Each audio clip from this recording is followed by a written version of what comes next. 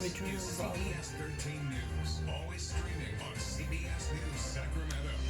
Now at 5, staying safe on the water. The warning from first responders after a day at the lake takes a tragic turn. But first, in memory of the millions of men and women who have died since the Revolutionary War.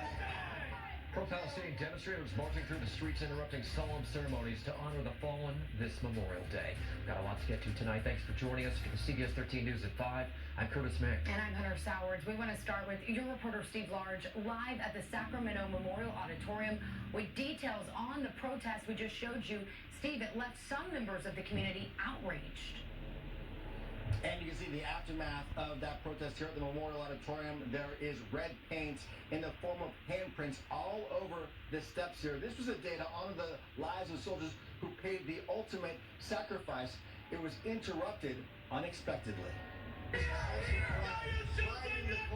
Cell phone video shows this Memorial Day ceremony taken over by pro-Palestinian protesters, their hands painted red, shouting over the speakers, honoring soldiers who died in combat.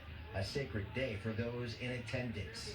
The event technically went on, but you really could not focus on the meaning of today. Stephanie Duncan was at the ceremony, stunned and saddened by what she saw. I think it's really upsetting, and it was really classless.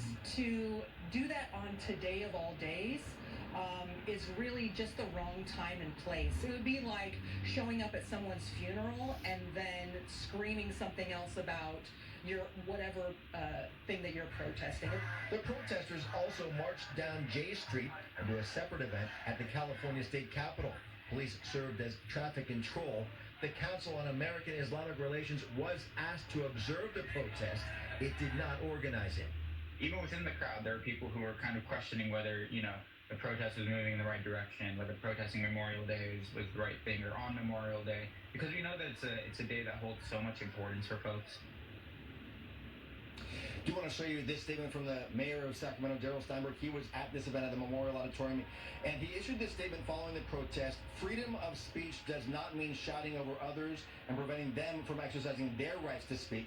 This is one of the great challenges and problems in our modern culture. Those who die to protect our freedoms would expect that with freedom comes the responsibility to care for others. I did check in with the Sacramento Police Department. They were on hand here as well. Again, we can look at the red paint left behind the steps. They say they did not make any arrests. No assaults were reported, but they did take a police report for what they are describing as chalk paint left behind on the steps here at the Memorial Auditorium.